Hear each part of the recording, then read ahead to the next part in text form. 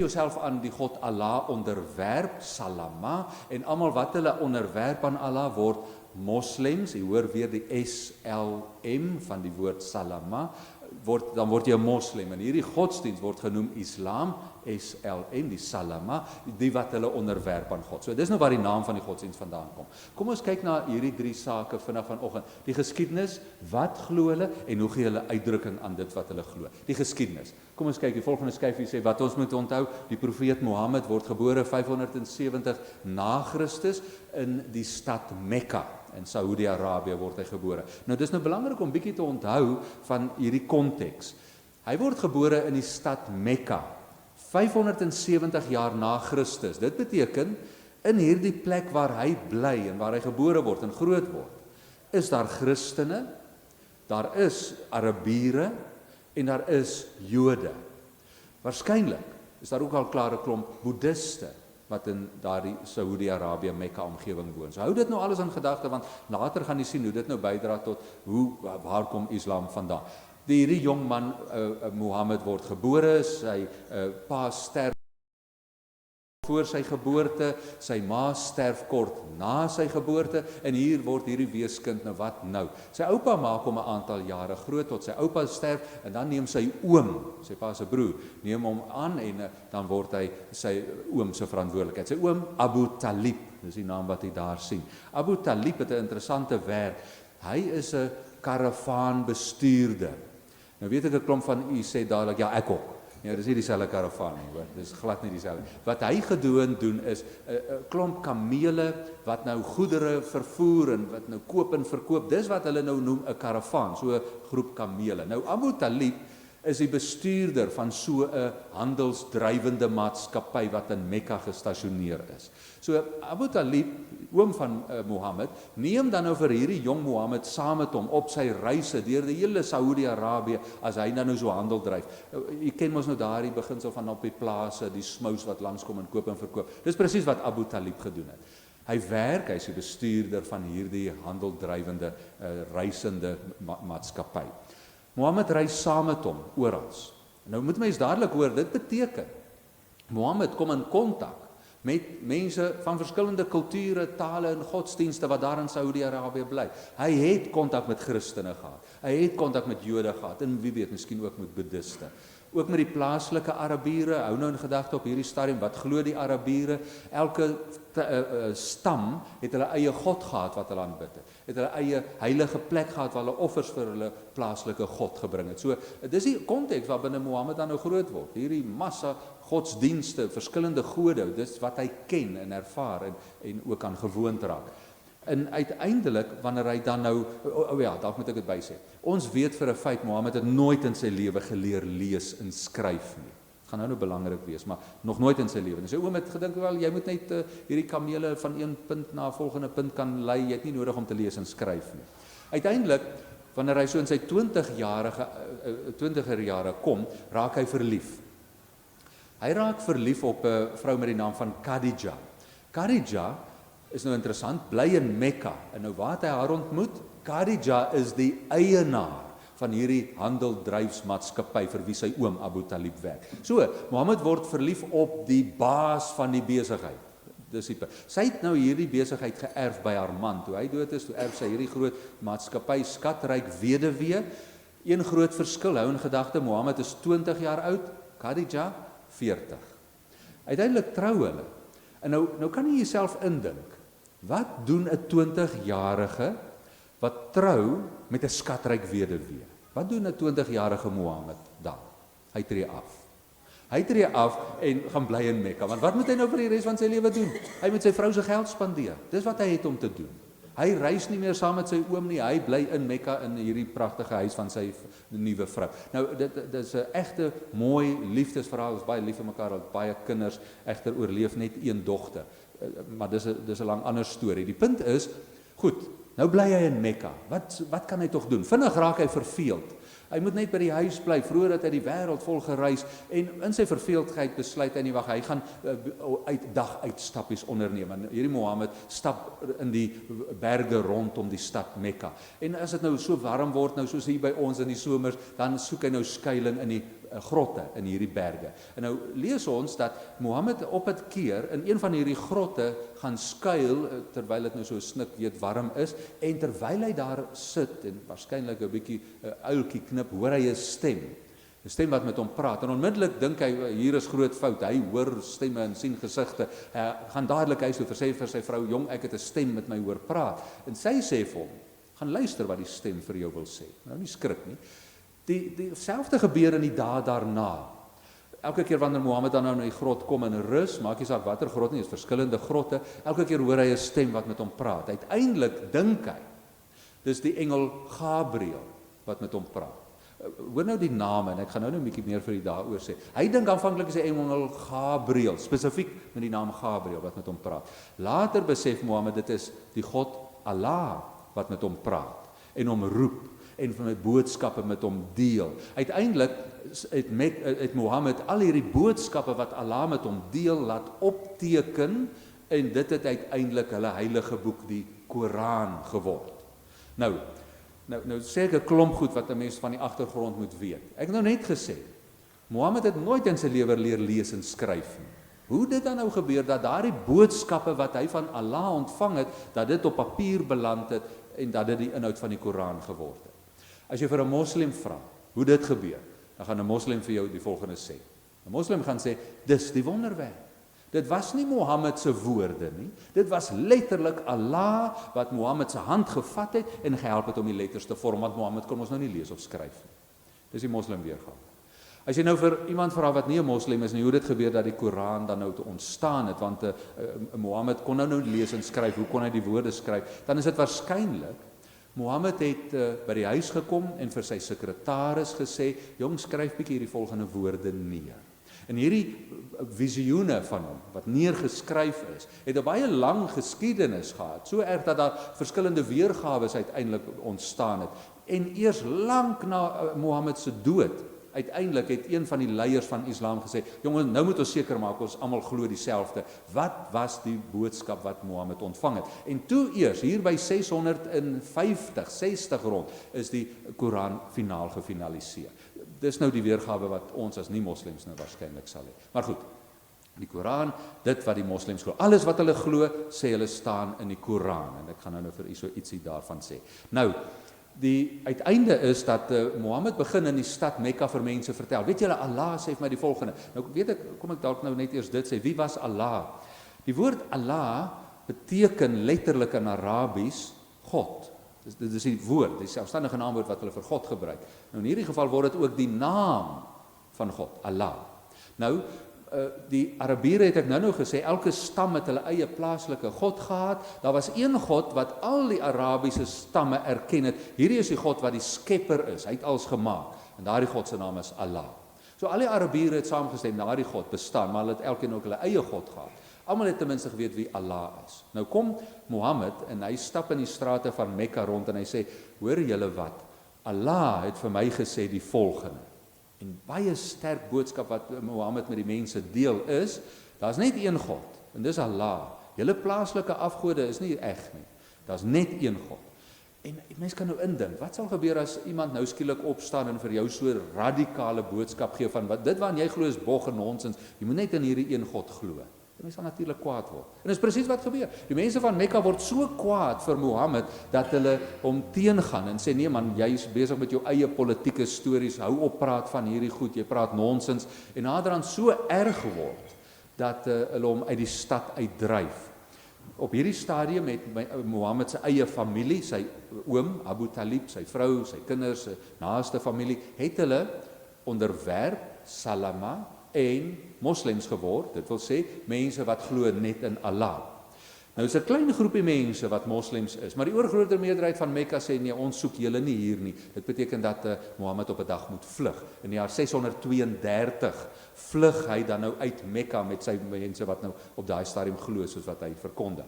Die datum 632 is egter 'n belangrike datum. Dit word die datum wat die beginpunt van die moslim kalender is. As 'n mens dan nou vandag vir 'n moslim gaan vra, wat is julle jaartal? Dan gaan dit anders wees as ons Christene se jaartal. Ons is in 2024. Moslems se jaar 0 begin in die Christelike jaartelling 632. So maak nou vinnig daai sommetjie, hulle trek nou hier by 15-1600 en iets. Op 'n keer kom 'n vriend by my en hy sê, jong, hy het die wonderlikste, waardevolste munt gevind op sy reise oor see, 'n munt waarop staan 16 iets, jong, is hierdie munt dan nie besonders nie. Tot ek hom moes teleurstelling en sê, hierdie is maar net 'n munt uit een of ander moslim land, die datum daarop is maar verlede jaar, is nie so nuwe, so ou munt as wat jy dink nie. Baie groot teleurstelling, maar jy hoor nou, né, hulle kalender lyk anders as ons. Nou, Mohammed hy vlug na so 70 km noord van die stad Mekka, na 'n stad met die naam van Medina. As hy daar aankom, het die stad 'n ander naam. Hierdie stad het 'n naam wat die plaaslike stam vir die stad gegee het, en as hy nou daar aankom met sy volgelinge, dan sê die mense van hierdie stad, jy's welkom, kom vertel vir ons wat jy glo, en naderhand verkondig hy wat hy leer oor sy nuwe godsdienst aan almal daar, en almal in die stad bekeer hulle, salama, bekeer hulle, en word deel van hierdie godsdienst Islam. En dan uiteindelik sê die leiers van hierdie stad, jong, ons gaan die stad hernoem. Ons gaan dit nie meer noem wat ons dit nou noem nie, ons gee hierdie stad 'n nuwe naam, die stad gaan na hierdie Mohammed vernoem word. Dan noem hulle die stad Al-Medina Al-Rasul, in kort Medina, beteken stad van die profeet. En Mohammed leef dan nou hier in Medina vir baie lang ruk, totdat hy op 'n slag sê, weet jy nie, dis nie goed genoeg nie, ek wil teruggaan na Mekka toe. Hoekom? Dis waar ek gebore is. En hoor nou die argumente wat hy daarby het, Mekka is die middelpunt van die wêreld. Dis wat Arabiere nou nog glo. Mekka is die middelpunt van die wêreld. Nou okay, dalk op die punt, Rooms-Katolieke glo Rome is die middelpunt van die wêreld, Jode glo Jerusalem is die middelpunt van die wêreld, Suid-Afrikaners glo Pretoria is die middelpunt van die wêreld, maar hoe mense ook al daaroor dink, nee. Hoe mense ook al daaroor dink. Vir moslems is dit gewoon Mekka, dis die middelpunt van die wêreld. So, Mohammed sê, ek wil terug na daardie stad toe. Toevallig glo hulle ook, Abraham, daar sy eerste huis gebou, dis 'n belangrike plek waar mens moet wees. So, Mekka is belangrik vir Arabiere tot vandag toe. Mohammed sê, ek wil terug na Mekka, maar die leiers van Mekka sê, kom jy maar net hier naby, dan skiet ons jou en almal wat saam met jou is mors dood. Maar, wat intussen gebeur, is dat Mohammed so wyd verkondig, sy boodskap, sy nuwe godsdienst so ver verkondig, dat talle van die stamme in Saudi-Arabië submit of onderwerp, salama, en deel word van sy nuwe godsdienst, dat mens naderhand nie meer kan praat van 'n godsdienst nie, maar van 'n politieke beweging. Talle stamme ondersteun Mohammed, sodat toe hy op 'n dag besluit, nou gaan ek terug Mekka toe, en al sy volgelinge optrek teen die stad Mekka, toe sê die stadsleiers van Mekka, julle is meer as ons gaan maar liewer die deure vir julle oopmaak. En Mohammed, sonder dat daar 'n skoot gevuur word, trek die stad Mekka binne met sy volgelinge, en die implikasie is, almal in Mekka bekeer, hulle word dan nou ook moslems, en so in vreedsaam neem hy die stad oor. Onmiddellik nou, hoor jy, nou is dit nie meer net 'n godsdienst nie, en Mohammed besef het vinnig, hier is nou iets aan die groei en aan die gebeur, en hy stel sy skoonpa aan, Abu Bakar, as die politieke leier, en hy sê, ek sal net die godsdienstvrae hanteer. Nou goed, net voordat hy vertrek van Mekka af na Medina, sterf sy vrou, Khadija. So met 'n verskriklike slag. Hy voel alleen, eensaam, wie gaan hom tog nou ondersteun? Jy kan nou indink wat 'n verskriklike ding dit moet wees, in daardie oomblik van almal is teen my. En uiteindelik dan na haar sterwe trou hy, en ons weet dat hy 3 vroue daarna gehad het, met talle ander kinders, en dis nou waar sy skoonpa Abu Bakar vandaan kom. Nou, terug in Mekka, hy regeer oor hierdie stad, 'n nuwe godsdienstige beweging. In die jaar 632, oor 10 jaar na daardie uittrek, vlug uit Mekka uit. 632 sterf hy, vreedsaam, hoë ouderdom, niks sinister nie. En skielik is daar 'n woeling. Wie moet hom opvolg? Wie moet nou die volgende leier word? En hier is nou 'n interessante geskiedenis. Sy oom Abu Talib se neefie met die naam van Ali sê maar, ek moet die volgende leier word. En daar's 'n klompie moslems wat sê, ja, Ali is die volgende leier van Islam. Maar 'n groep ander van moslems sê, nee, dit kan nie Ali wees nie. Mohammed het gesê, sy skoonpa Abu Bakar is 'n nuwe leier. En daar's 'n woeling tussen die moslems onderling. Ali se volgelinge teenoor Abu Bakar se volgelinge. Ali en sy 2 seuns, Hassan en Hussein, word wreed vermoor, en skielik ontstaan daar 'n groep binne Islam, wat later bekend staan as die Shiite, wat ons nou vandag ken as 'n groep militante, aggressiewe, onverdraagsame moslems, wat Ali se lyn gevolg het. En dis nou die gevaarlike moslems vandag, die Shiite. Ouens wat absoluut sê, jong, as jy nie 'n moslim is, moet jy doodgemaak word.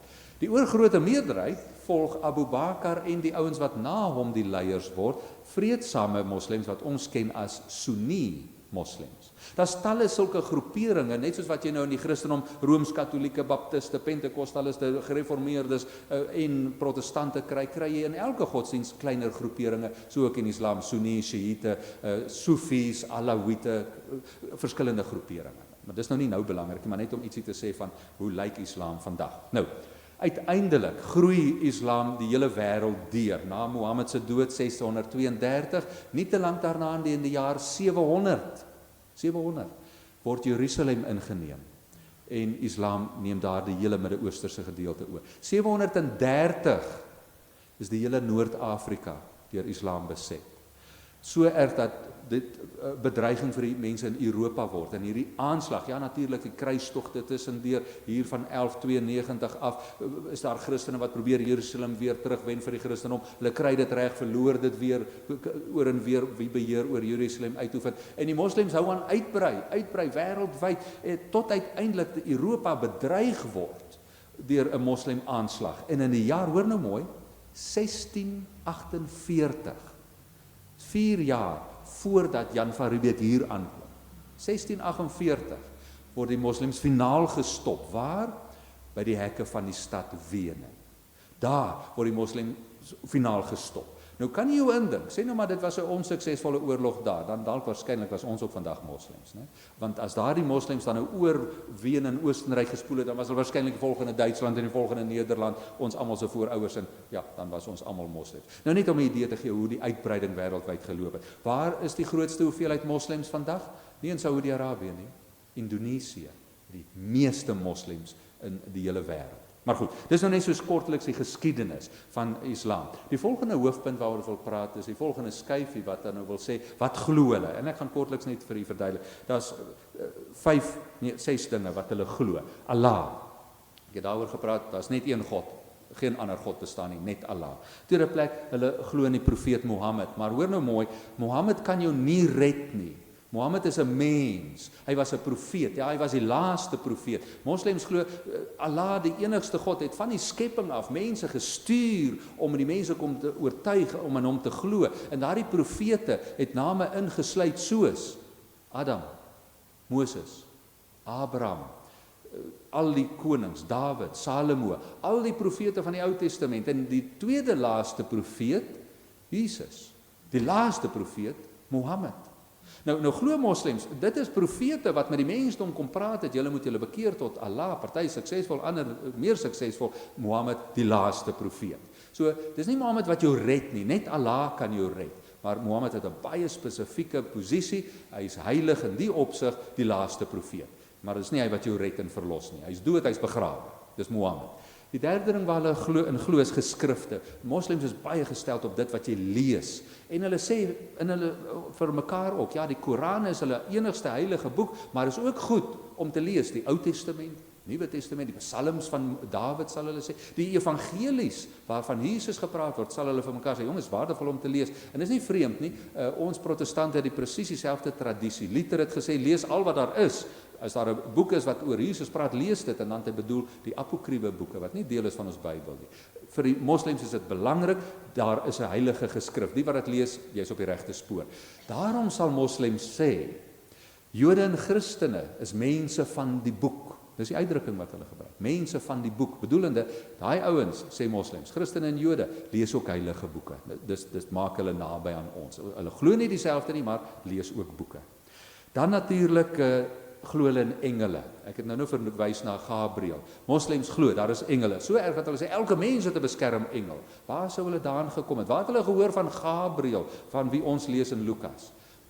Ek het ons nou gesê, Mohammed het saam met sy oom die wêreld deur reis. En op pad het hy met Christene en Jode te doen gehad. Die Jode ken engele baie beter as ons as Christene. Hulle het 'n hele hoofstuk in hulle heilige literatuur oor engele, waar hulle spesifiek noem, daar is 4 aardsengele. Ek wil nou nie oor die Jode praat nie, ons het mos al oor hulle gepraat. En een van daai 4 aardsengele is die engel met die naam van Gabriel. Iewers moes Mohammed dit gehoor het, om te kon sê, hy dink is die engel Gabriël wat met hom praat. Die moslems glo in engele, tot vandag toe. Wat glo hulle nog?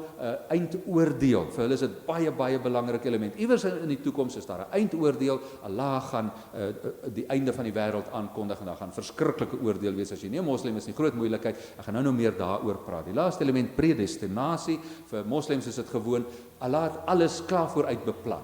Jy kan niks aan die toekoms verander nie. Daar is geen verrassing vir Allah nie. Alles is reeds beplan. Tot so mate. Elke mens se pad is klaar beplan. Jy kan daar niks verander nie. Dis wat ons noem predestinasie of determinisme, maar ek kan nou daai moeilike woorde vergeet. Kom ek probeer dit prakties demonstreer. 'n Vriend van my is op reis in Saudi-Arabië. Hy kom terug en hy sê verskriklike ding het gebeur. Hy klim op die lughawe in 'n taxi in Saudi-Arabië. Nou ry hy met hierdie taxi, nou sê hy hulle is op pad hotel toe. Maar hy kom agter hierdie taxi bestuurder jaag erger as 'n Suid-Afrikaanse taxi. Dan sy op die sypaadjie, dan sy oor 'n rooi lig, dan is hy verskriklik vinnig en dan stop hy onverantwoordelik. Totdat hy op 'n stadium die taxi bestuurder op die skouer tik. Nou hy sê vir die man, hoor hier, as jy so aanhou jaag, is albei van ons vandag dood. En hy sê die moslim sê vir hom een woord. Hy sê vir hom inshallah. Nou inshallah beteken gewoon in Arabies as Allah dit wil. As Allah dit wil. En dit beteken gewoon, moslems leef so bewus van hierdie ding, as ek vandag moet doodgaan, dan is dit Allah se wil. As ek nie vandag doodgaan nie, dan is dit Allah se wil. So as ek nou vandag, hoe onverantwoordelik bestuur, as dit nie vandag my dag is om dood te gaan nie, dan sal ek nie. So as ek vandag onverantwoordelik ry en doodgaan, ja, wel Allah het dit beplan, dit moes so gewees het. So jy kan nou sien hoe radikaal hulle dit toepas. Nou, alles is klaar vooruit beplan.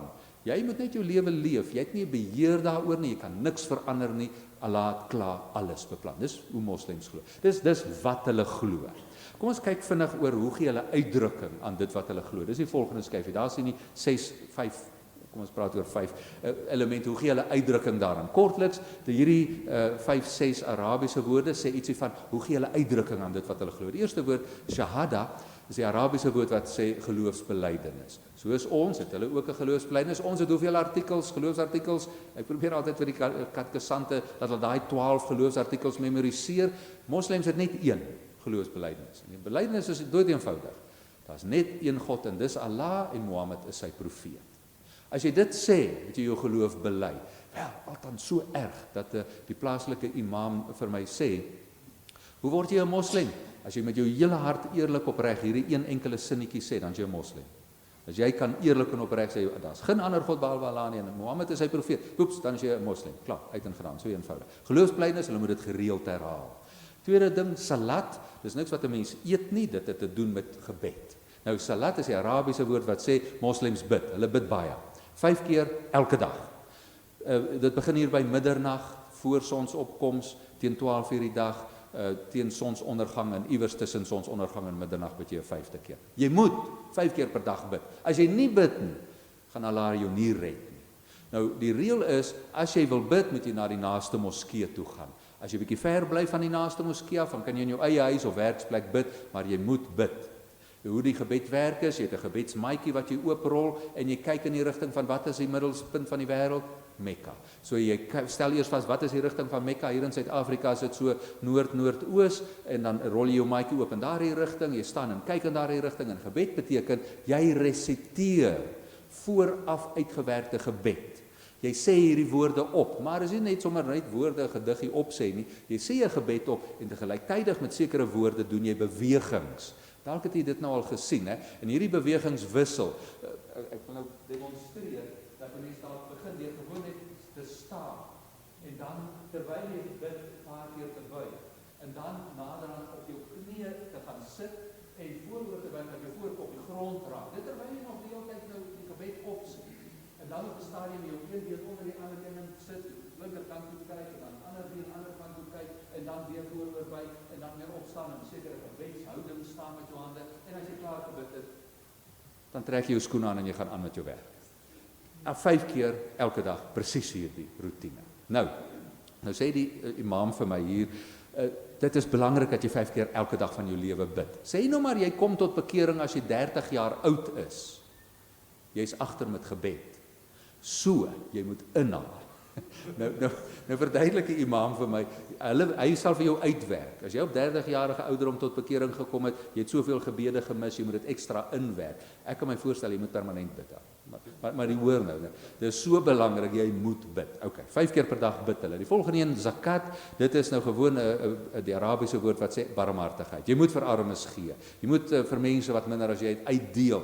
Zakat het 2 elemente. Die eerste een is sekere persentasie, hier by so 2,5% van jou wins moet jy elke jaar vir die plaaslike moskee gee. Jy sal onthou die Jode, hulle glo in 'n tiende, moslems 2,5%, so jy kry 'n bietjie afslag. Nou die punt is gewoon, moslems sê 2,5% van jou wins per jaar moet jy vir die moskee gee. Die moskee, die imam by die moskee maak die geld bymekaar, hy deel dit uit aan behoeftiges in die gemeenskap. In baie moslemlande is dit teen die wet om te bedel. As hulle 'n bedelaar op straat sien, word jy gearresteer. Hoekom? Die moskee gaan vir jou sorg. Jy het nie nodig om te bedel nie. Daardie geld wat deur die zakat inkom, word uitgedeel. Dis 'n een element, zakat, verpligting, 2,5%. Maar jy moet ook, waar jy kan, barmhartigheid betoon. Geld weggee, uitdeel vir die wat nood het. 'n Simpel manier hoe ons as Christene dit dalk verkeerd daaroor dink. As ons nou by daai materiaalwinkel instap, wat deur 'n moslem dan nou besit word, en jy vra van hom, jong, hierdie stuk materiaal, ek wil dit koop, hoeveel kos dit? Gaan hy vir jou een prys gee? In die volgende oomblik, as jy nou maar sê, maar ek dink ek wil bietjie minder betaal, is hy te gewillig. Hoekom? Hy's besig om vir jou afslag te gee op 'n prys, maar eintlik is hy besig om geld vir jou terug te gee. So hy kan dit afskryf as zakat. Die manier wat hy vir jou afslag gee, is deel van sy geloofspraktyk. Ek het vir daai mense afslag gegee, geld teruggegee in hulle sak. So ons dink, ek het 'n bargain gekry. Maar jy hoor nou waar daardie beginsels vandaan kom. Dis zakat, die derde deel. Ramadan, die maand se naam is Ramadan, en daardie maand hou hulle 'n vas tydperk. Dit beteken jy mag niks eet of drink terwyl die son skyn. Van sonsopkom tot sonsondergang, niks eet of drink nie vir daardie maand se duurte. 28 dae is hulle maand lank, van volmaand tot volgende volmaand. Nou die bedoeling, hoekom in Ramadan vas? Hulle glo dis die maand waar tydens Mohammed sy openbarings gekry het. Dis 'n heilige maand, so jy moet vas. Dis die ene rede. Tweede rede, jy moet vas dat jy hoe voel dit as mense nie kos het nie. En daarom gaan jy makliker barmhartigheid betoon, as jy weet, dit was nie lekker om niks te eet en te drink nie, ek sal liewer vir mense gee wat regtig niks het om te eet en te drink nie. Einde van Ramadan, daardie maand, sluit hulle af met 'n groot fees, Eid al-Fitr, dis die fees se naam, waar hulle almal nooi vir 'n groot feesmaal, en hulle nooi ook selfs mense wat nie moslems is nie, om hierdie fees te kom vier, dan 'n groot feesmaal om te vier. Dis die einde van Ramadan. Volgende is Hajj. Die maand se naam is Hajj, en gedurende die Hajj het hulle 'n pelgrimstog na Mekka. Vir die hele maand trek mense op Mekka toe, bly daar, neem deel aan optogte en seremonies en stap rondom daai groot swart rots wat in die groot moskee in Mekka is. Die Hajj is 'n verpligting. Die veronderstelling is dat jy elke jaar gedurende die maand Hajj Mekka toe moet gaan. Maar dis mos nou duur as jy nou nie in Saudi-Arabië bly nie. So vlieg, woonstel hier en alles wat daarmee saamgaan. So daarom sê moslems vir mekaar, as jy dit dan kan regkry om een keer in jou lewe na Mekka met die Hajj te gaan, dan is dit goed. Maar jy moet ten minste probeer. Maar nou, as dit nou duur is, ja, gaaf, families maak planne, hulle sal sê, okay, ons spaar hierdie jaar, sodat oupa kan gaan. Volgende jaar is dit oupa se oudste seun se beurt. Die jaar daarna die volgende seun, sodat ten minste elke manlike lid een keer in hulle lewe die Hajj kan meemaak. Vrouens kry afslag. En as jou man, jou broer of pa glo, is jy veilig. So as jou man, pa of broer op die Hajj was, as hulle gereeld bid, is vrouens veilig. Alright, so ou vrouens kry bietjie afslag. Alright, nou ons kan nou lank praat as jy nou sou wou vra hoe dink hulle oor vrouens, en veral wanneer dit by die moskee kom, kan ons bietjie daaroor gesels. Dis hoe hulle uitdrukking gee aan hulle geloof. Ek het nou 5 goed genoem.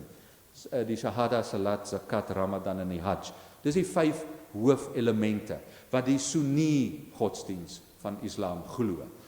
Dis die oorgrote meerderheid moslems reg oor die wêreld glo hierdie 5. Die Shiite, daai klein groepie aggressiewe kwaai moslems, hulle het 'n 6de element bygevoeg. Dis die woord jihad. En jihad beteken heilige oorlog. Vir hulle beteken dit, die Koran sê jy het die reg om mense wat nie moslim is nie dood te maak. Maar imams reg oor die wêreld verskil oor hoe daai versie in die Koran interpreteer moet word.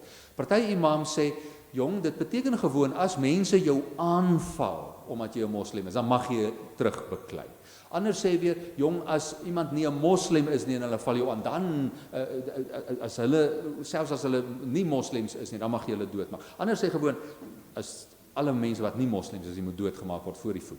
Dis hoe daar maniere is hoe hulle jihad interpreteer. In Suid-Afrika is die oorgrote moslems nie ten gunste van 'n jihad nie. Daar is ander plekke in die wêreld waar jihad regtig 'n ernstige probleem is. Boko Haram, Al-Shabaab, hierdie groepe in Noord-Afrika vat dit heeltemal te ernstig, maar dit ook in Iran en Irak. Die ironie het gebeur in die 1970s, jy sal nou onthou, beter as ek was maar 'n klein seentjie toe ek nou op die nuus kon sien, daai oorlog in Irak, 1970s, wat gebeur het is, 'n groep Shiite en 'n groep Sunnis, Iran en Irak is die Shiite, Iran meer Sunni, maak oorlog teenoor mekaar. Nou kan jy jou indink, hoe het hulle gebid? Hulle aanbid dieselfde God. En skielik het hulle 'n jihad op mekaar verklaar. Moslems. So jy kan nou indink wat 'n verskriklike snaakse oorlog dit was. Daar is 'n konstante jihad onder sekere groepe teenoor Jode. En dis wat nou op die oomblik in Israel aan die gang is. Alraai, dis hoe hulle uitdrukking gee aan hulle geloof. Ons het nou gepraat wat hulle glo en hoe hulle uitdrukking daaraan gee. Waar jy's bietjie meer wil gesels as die volgende, en dit gaan nou oor die hele kwessie van hoe word jy gered? Vir 'n moslim, jy kan net gered word as jy daai 5 pilare nakom, daai 5 dinge, shahada, salat, zakat, ramadan en hajj. Doen dit en jy word gered. Dis net Allah wat kan red, net Allah. Daar's geen ander manier nie. Elke mens sal self voor Allah moet gaan staan en sê, ja, ek het gedoen wat ek moes, daarom kan ek gered word. Niemand kan jou help nie. Nie Mohammed nie, niks. Jy moet self hierdie dinge doen. Jy moet 'n goeie lewe lei. As jy 'n goeie lewe lei, dan is jou kans goed dat jy hemel toe sal gaan. Ja, en hulle glo in die hemel. So dis wat hulle glo. As ons nou 'n bietjie praat oor wat is die verskil tussen Christene en moslems, en ek dink dis belangrik om te sê, wat sê hulle van ons as Christene? Nou, daar's nou so 'n paar goede, ek weet nie of dit op die volgende skyfie is nie. As ons nou, daar's hy. Kom ons praat eers. Wat sê die moslems oor Maria? Ja, haar naam kom voor in die Koran. Wat sê hulle van Maria? Eerste plek, vir die moslems is dit baie duidelik, Maria is Jesus se ma. En dit staan nou in daai Surah 3.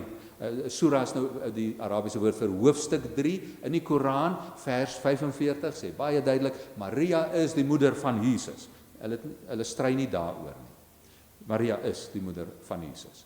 Verder sê hulle, Maria is 'n volledig net 'n mens, né? Sy is 'n gewone mens. Daar's niks heilig aan haar nie, sy is nie goddelik nie, niks, net 'n gewone mens. Sy het hom as maagd, geboorte geskenk aan Jesus. Staan in die Koran, daardie vers 47. Jesus se ma was 'n maagd toe sy aan hom geboorte skenk het. Hulle uitgangspunt, moslems sê gewoon, God kan doen, Allah kan doen net wat hy wil. Hy kan met sy woorde lewe skep. So as hy wou hê Maria moes swanger word wanneer hy 'n woord sê, kan hy dit doen. Dis hoe hulle die maagdelike geboorte interpreteer. Allah het gesê Maria word swanger en toe word sy swanger. Nou sien jy, dit stem nou baie ooreen met hoe ons as Christene dink oor hierdie saak van Maria. Jesus gebore uit 'n maagd, ja, dit klink vir ons baie naby aan wat ons glo. Maar hou nou in gedagte, waar sou die moslems aan hierdie gedagtes gekom het? Weer terug aan die begin. Mohammed reis saam met sy oom Abu Talib, hy kry te doen met baie Christene en Jode. Die Christene sou hom waarskynlik vertel het van Maria en Jesus. So hy het kennis daarvan. Dis die eerste saak wat hulle van Maria sê. Kom ons praat op die volgende skyfie. Wat sê moslems oor Jesus? Nee, wag, kom ons praat eers van Jesus. Hulle sê baie duidelik, ja, Jesus is nie die seun van God nie. Hulle glo in Jesus. Ek sal nou verduidelik in watter mate. Sy naam kom voor in die Koran talle kere, maar vir hulle is dit hier's 'n krisis. En dis nou waar ons en moslems dalk ewig verskil. Jesus is nie die seun van God nie, sê moslems. Dit is onmoontlik. Daar's net een God, Allah. Nou werk die argument so. As Allah dan nou wel 'n seun sou hê, as Allah die enigste God is en hy het 'n seun, hoeveel gode is daar? 2. God en sy seun. En vir hulle is dit absoluut lasterlik. Dit is onmoontlik dat God 'n seun kon hê. Dis presies maar wat die Jode ook sê. God kan nie 'n seun hê nie. God het nie 'n vrou nie. God het nie nodig om voort te plant nie. Hy bestaan van ewigheid tot in alle ewigheid. So Jesus is nie sy seun nie. Maar wat is Jesus dan? Volgens moslems is Jesus 'n gewone mens. Gewone mens. Slim geleerde ou dalk miskien nog, maar net dit, hy was dalk 'n profeet wat Allah gestuur het. Ja, dit is so. Maar 'n gewone mens. So vir die moslems is dit okay, maar hoe moet 'n mens dan nou dink? En vreemd genoeg hulle het 'n antwoord daarop. As ons as Christene sê Jesus is die inkarnasie, die vleeswording van God, sê hulle nou, wys, die vleeswording van God is in die Koran. Die Koran is hoe God fisies sigbaar word op aarde. Nie in 'n Jesus nie, maar in die Koran, daar word God sigbaar. So jy sien, en ek weet dis nou 'n sensitiewe ding om met 'n moslim daaroor te praat, word hulle vinnig kwaad as ons hulle sê jong, julle aanbid 'n boek. Ja, dan word baie kwaad, maar dis presies wat gebeur, né? Die Koran is God fisies. So om die Koran te aanbid, en net so terloops, weet jy, vir hulle is die Koran so heilig, jy moet dit op 'n spesifieke manier hanteer, jy mag die Koran nie net met jou linkerhand vashou, nie met jou regterhand nie, jy mag die Koran nooit laer as jou hart hou nie, die Koran moet altyd op die hoogste boekrak in jou huis wees, hy kan nie sommer net daar op die koffietafel lê nie, allerhande sulke maniere om te wys die Koran is baie heilig. Vir hulle is dit letterlik Allah wat sigbaar word in die Koran. God is nie 'n mens nie, God is anders as sy skepping, totaal en al niks kan met God vergelyk word nie, hy is totaal en al anders. Dis wat hulle glo in terme van Jesus. Kom ons kyk bietjie die volgende skyfie vir meer oor Jesus se kruisiging. En hier raak dit nou regtig interessant. Die moslems sal sê Jesus was 'n profeet deur Allah gestuur om mense na Allah toe terug te roep. Nou sal hulle sê, wel die Christene sê Jesus is aan 'n kruis dood. Moslems sê nee, daar's 'n verwarring in die geskiedenis. In Surah 2, hoofstuk 2 van die Koran, verduidelik die moslems baie duidelik en sê die Jode dink hulle het Jesus doodgemaak. Nou verduidelik hulle dit so. Ja, Jesus is gevange geneem, hy is dood veroordeel en toe hulle hom aan 'n kruis spyker, hoor nou hier raak dit nou vir ons nou deurmekaar. Sê die moslems, die Jode dink toe dis Jesus wat hulle daar aan die kruis vasspyker, maar is eintlik 'n verwarring van identiteit. Hulle het 'n ander man met die naam van Jesus, Isa in Arabies. Hulle het hom gevat en gekruisig en gedink dis die eintlike Jesus wat in wie Christene glo wat daar aan die kruis vasgespyker word. En daardie ou is dood, maar die regte Jesus, hoor nou mooi, is deur Allah in die hemel in opgeneem. Kan jy jou voorstel? 'n Mens, Jesus, is deur Allah in die hemel in opgeneem. Nie Mohammed nie, Jesus is in die hemel. En dis wat die moslems vandag nog glo. Jesus is in die hemel by Allah. Hy sit daar. 'n gewone mens, 'n profeet wat gestuur is. Hy sit aan die regterhand van God. Jesus sit in die hemel langs Allah. En hier kom dit nou verder die storie. Ons het nou gesê hulle glo aan die eindoordeel. Vir moslems is dit baie duidelik. Eendag as die eindoordeel aanbreek, dan stuur Allah iemand om die mense op aarde te kom oordeel. En wie gaan hy stuur? Vir Jesus. Want dis die ou wat by hom in die hemel sit. So Allah gaan vir Jesus stuur aarde toe en Jesus gaan op aarde aankom, sê moslems, en Jesus gaan al die mense op aarde bymekaar maak en hy gaan vir hulle sê, "Sies, hoekom het julle nie moslems geword nie?" Gaan Jesus sê moslems.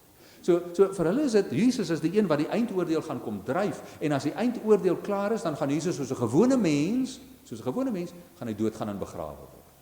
Maar hy's nou in die hemel as mens. So baie vreemd wat hulle van Jesus glo, né? Dit is amper asof hulle meer oor van Jesus verwag as van Mohammed. Want nêrens sal hulle erken Jesus is heilig nie. Mohammed is die heilige profeet. Maar jy hoor nou in terme van 'n eindoordeel verwagting, dis Jesus wat gaan kom. Dis Jesus wat die oordeel gaan voltrek. So 'n vreemde beding oor wat hulle van Jesus sê. Vir hulle is dit baie duidelik, Jesus het verseker nie aan 'n kruis gesterf nie. God kan 'n beter plan maak om sondes te vergewe. Hy het nie 'n kruis nodig met iemand wat doodgaan om sondes te vergewe nie. As God wil, kan hy net sê jou sondes is vergewe. Hoekom is 'n kruis nodig? So vir hulle maak dit absoluut nie sin dat Christene glo Jesus sterf aan 'n kruis nie. Vir hulle is dit oorbodig. Jy het nie 'n kruis nodig nie. Allah kan sondes vergewe sonder 'n kruis. So, jy hoor nou dat gewoon om te sê, Jesus, ja, sal moslems glo, ons weet van Jesus, maar nie dit wat die Christene sê nie. Ons fokus op die kruis, ja, natuurlik ook op die eindoordeel, moslems fokus absoluut net op die eindoordeel wanneer Jesus 'n rol speel. Die volgende skyfie, wil nou net sê, amen. Nou, jy hoor nou gewoon, ek het nou probeer in 'n vinnige 45 minute vir u te verduidelik wat hulle glo, hoe hulle uitdrukking daaraan gee, en hoe ons as Christene ietsie van ons geloof in die Koran lees. en wat hulle oor ons sê en oor ons geloof sê. So ek het nou probeer baie vinnig dit vir u te skets. As daar enige vrae is, is baie welkom. Kom ek hoor, as daar iets is wat ek kan antwoord, dan doen ek graag so. Is daar iets wat u wil vra? Asseblief, vra gerus. Ja, asseblief. Daar is al tans 'n groot bedreiging dat die mense meer en meer die Christendom inslip. Ja, kom ek sê, maak die opmerking, weet jy, wêreldwyd, as 'n mens nou die statistieke wil meet, dit was nou vir die afgelope seker 100 jaar die geval. Die aantal Christene is nog altyd 'n kort kop meer as moslems reg oor die wêreld. Op die oomblik is 1.7 biljoen mense in die wêreld is Christene. 1.6 biljoen is moslems. So ons is nog elke keer 'n kort kop voor. Op die stadium is moslems nog nie meer nie, maar hulle groei. So ons as Christene sal moet pas op dat ons nie te vinnig krimp nie. So ons is heeltemal reg. Mens moet pas op. Moslems brei uit en verkondig. Christendom, vreemd genoeg, weet jy, die Christendom groei. Ons moet nie daardie illusie hê nie. Dit groei net nie by ons en in ons kerk nie, né? Maar laat ek julle vertel, in die suidelike halfrond is daar nou op die oomblik meer Christene as in die noordelike halfrond. Die noordelike halfrond is waar ons vandaan kom.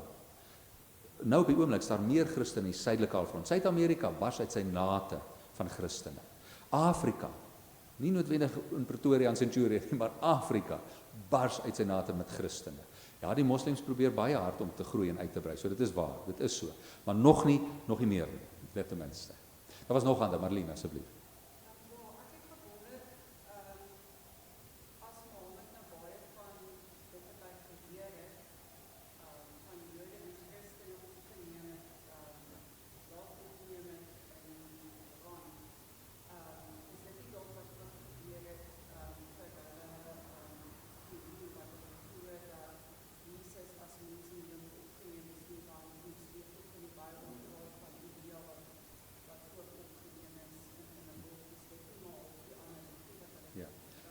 Jy is helemaal reg, die lyn gaan verder, die argument gaan verder as dit. 'n Moslem, as ons met 'n moslim op straat praat, gaan hulle sê, ag ons en julle Christene glo presies dieselfde. En die argument is, die Ou Testament, die Nuwe Testament is God, Allah, wat met mense praat. So vir hulle is dit, Allah was nog altyd aan die praat met mense en hy het verskillende profete gestuur, Moses, Abraham, David, Salomo, Jesus. So vir hulle is dit Islam is net 'n voortsetting van die godsdiens in die Ou Testament en Nuwe Testament. So vir hulle is dit nie 'n teenstrydigheid nie. Vir ons is dit nou, nee. Want ons glo maar Jesus is die laaste manier hoe God met ons praat. Vir hulle is dit nie dis wat begin het, maar Mohammed is die laaste manier. So jy's reg, Mohammed se blootstelling aan die Jode en Christene het gemaak dat hy kan sê, wel Jesus is opgeneem in die hemel, ja, Elia ook. So jy's heeltemal reg. Dit is analogie daarna. Ja, verseker. Hier was nog 'n vraag. Kom ek hoor gerus. Ja, asseblief, vra gerus.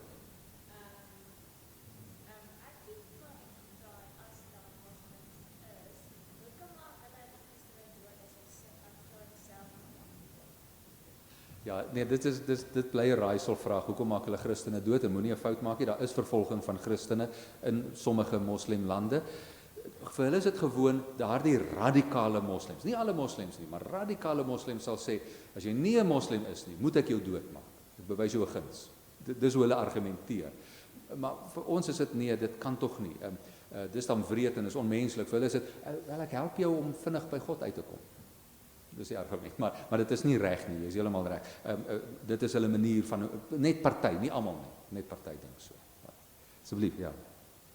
Die hele kwessie van ons dit ervaar, dat vroue onderdruk word in moslimlande en hulle gesig bedek, in essensie, Babelfabrieke.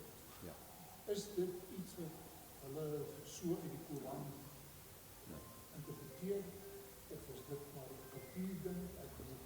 Ja, kom ons praat 'n bietjie oor die vroue. Dis altyd baie interessant. Ek het lank baie afsprake met die plaaslike imam hier in Pretoria. Terloops, hierdie groot moskee langs die metro daar in die middel van die stad.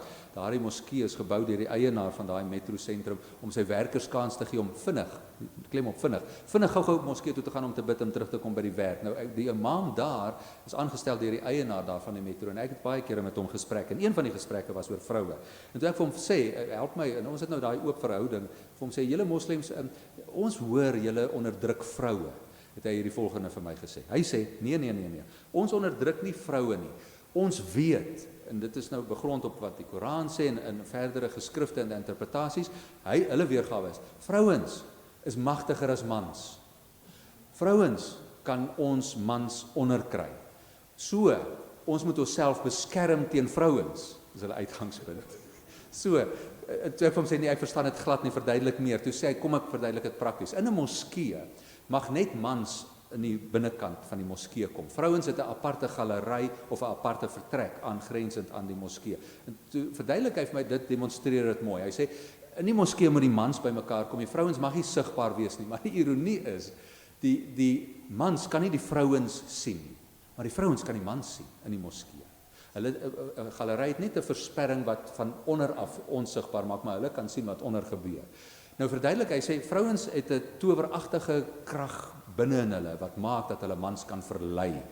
En mans moet hulle daarteen beskerm en daarom as hulle in die moskee instap moet mans seker maak hulle bly gefokus op die Koran en op Allah en daarom moet vrouens nie hulle aandag aftrek nie. So hulle uitgangspunt is vrouens kan mans betower. Dis hoekom vrouens hulle gesigte moet toemaak. Dit staan in die Koran baie duidelik, 'n betaamlike vrou bedek haar gesig en hare en daar's verskillende kulturele weergawe, 'n hijab, 'n niqab, daar's verskillende klere drag wat kultureel is, maar die punt is, jy moet jou bedek vir vreemde mans, jou eie man, jou pa, jou broers mag jou gesig sien, maar nie vreemde mans nie. Eenvoudig, dan is jy verleiding vir hulle. So, sy interpretasie is, nee, dit gaan nie oor onderdrukking van die vrouens nie. Ons erken hulle is magtiger as mans, daarom beskerm ons teen hulle. Dis die argument, maar ons weet mos, dit is nie so eenvoudig nie. In 'n egskeiding verloor 'n vrou gewoon in 'n moslimgemeenskap. Die uitsonderings hoor 'n mens van, as Mohammed self getroud was met Khadija, en Khadija het by haar man geërf, wat 'n vreemde ding was vir daardie tyd. Vrou kan nie erf nie, ook vandag nie. As 'n man mag meer as een vrou hê, maar 'n vrou mag nie meer as een man hê nie. So, dit klink nie vir ons billik nie, maar vir hulle is dit, dis Mohammed het gesê ons kan 3 of 4 vroue hê met sekere voorwaardes. Nou moet ek dit dalk by sê. Vir Mohammed was dit jy kan maksimum 10 vroue hê, maar jy moet vir elkeen ewe goed sorg. So as jy vir een 'n Mercedes koop, moet jy 10 koop. As jy vir een 'n huis bou, moet jy 10 bou. So dit sy uitgangspunt was gewoon jy kan maksimum 10, maar dan moet jy vir almal ewe goed sorg. Ryk moslems het 2 of 3 vroue. So dis waar hulle die lyn trek. So maar hulle sê hulle onderdruk nie, ons weet dit kan dalk in praktyk in sommige gemeenskappe anders wees, ja. Ek dink so. Ek wil my nou nie eens daaroor uitlaat nie, maar ja.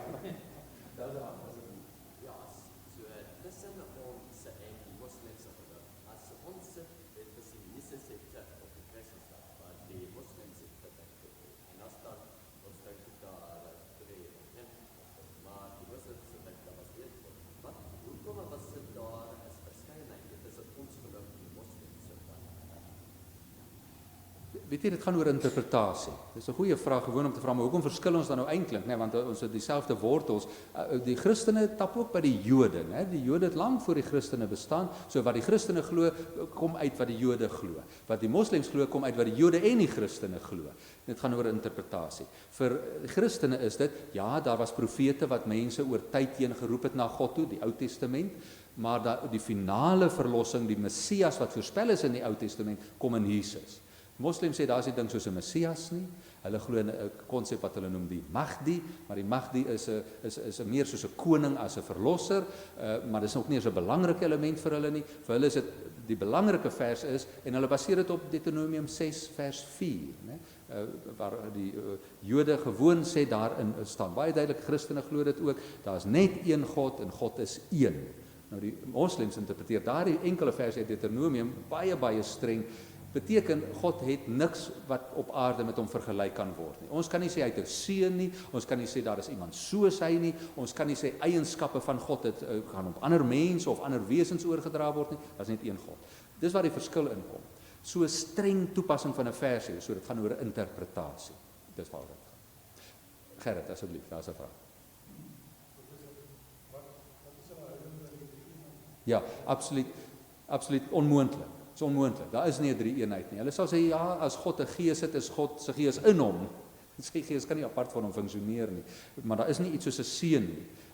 Hulle interpreteer dit letterlik, nou, 'n seun soos 'n seun, fisiese afstammeling. Hulle sê dis onmoontlik. So hulle verwerp die drie eenheid. Wel as jy nou lank genoeg met 'n moslim praat, die aanvanklike sin gaan wees wat 'n moslim sê is ons en julle glo dieselfde. Tot jy sê maar ons glo in 'n drie enige God, dan sê nee, julle glo in drie gode. So dis die argument. Vir moslems is onmoontlik dat daar 'n drie enige God is. God is een. Vir hulle is een. Een beteken nie drie nie. So daar's nie 'n moontlikheid van drie eenheid nie, verseker nie. 'n Vraag hierso. Was hier nog 'n hand? Ja, asseblief, vra gerus.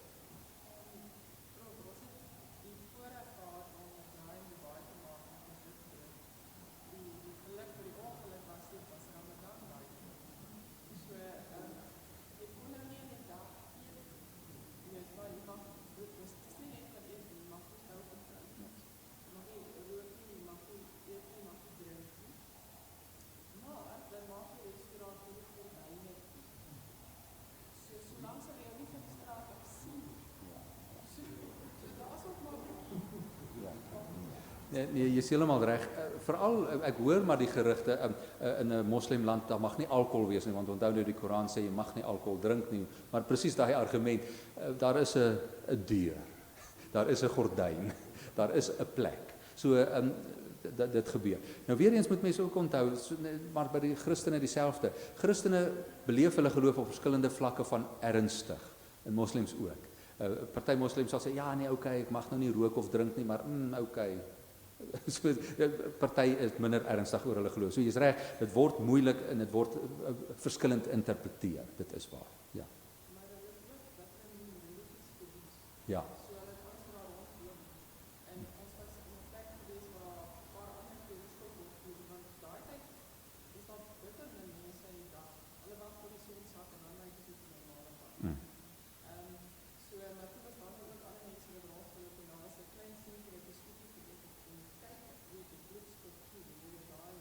Ja, weet jy, net oor Ramadan, die detail is, daar is gevalle wanneer jy mag eet tydens Ramadan. Swanger vrouens, mense in die hospitale, babetjies mag gevoer word terwyl die son skyn. So hulle is bewus van die realiteit. Mense, as jy nie eet nie, gaan jy doodgaan. Die reël is moenie eet of drink terwyl die son skyn nie, maar as die son sak, dan mag jy eet of drink. As voor sonsopkoms mag jy ook eet of drink. So jy moet nou genoeg eet en drink dat jy die dag oorleef. Maar in Ramadan is die uitgangspunt eet ook gematig, selfs na sononder en selfs voor sonsopkom, juis om daardie gevoel te kry van hoe voel dit sonder kos. Jy gaan weer eet, vir 11 maande van die jaar gaan jy eet, maar daai maand moet jy dan terughou. So, jy's reg, daar is uitsonderings, maar streng toepassing. Coca-Cola het 'n interessante advertensie oor net iets soos Coke drink in Saudi-Arabië tydens Ramadan. So ja, daar's verskillende maniere. Ja. Ek wil gee 'n laaste vraag. Daar.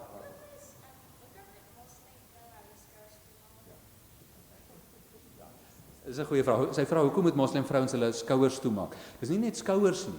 Die reël sê geen stukkie vel mag uitsteek nie. So jy moet tot jou gewrigte moet toe wees.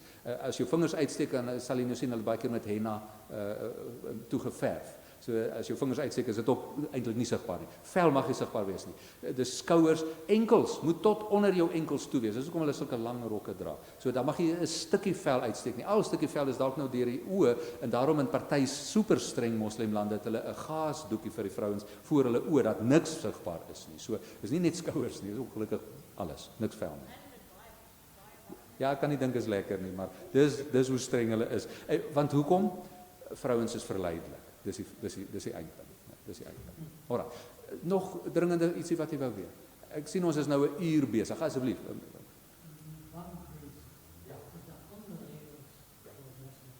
Ja. Die Sharia wet is 'n wet wat die moslems glo hulle help om hulle sosiale omgewing te reguleer. En u sal dit nou gereeld by ons banke ook sien, volgens die Sharia wet mag rente net op sekere manier verdien word. En daarom het banke in Suid-Afrika en wêreldwyd ook maar wat hulle nou noem 'n spesiale bankrekening vir moslems is Sharia bankrekening, wat volgens hulle terme op wettige maniere, beperkte maniere inkomste en 'n rente verdien. So byvoorbeeld, as jy nou in jou bankrekening 'n belegging maak nie saak wat se belegging nie, mag die trustfonds nie belê in sekere maatskappye nie. Byvoorbeeld, Kom ek gee 'n lawwe voorbeeld. SA Brouwerye. Jy mag nie daarin belê nie. So jou trustfonds mag nie daar van wins ontvang nie, omdat daar alkohol betrokke is. So 'n moslim, wanneer hulle geld belê in 'n bankrekening, mag die rente net op 'n sekere manier verdien word. En dis waaroor daardie bankrekeninge dan nog gaan. Ja, so. Nog iets wat iemand dadelik dringend wou weet. Ek sien ons is nou 'n uur besig, amper langer as die preek. Ek's baie jammer, maar ek hoop dat jy nou iets van die moslems weet en belangriker oor, ja, hoe dink hulle oor ons as Christene en hoe moet ons probeer om met hulle saam te leef. Baie dankie vir die geduld en tyd. Dankie Dr. Christo reël die geleenthede en hy het nog gevra dat ek vanoggend daaroor praat. Lisa, maar dit lyk my jy wil.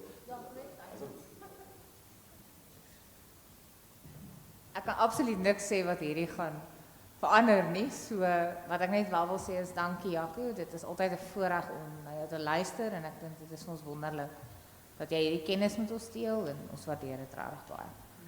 Dankie.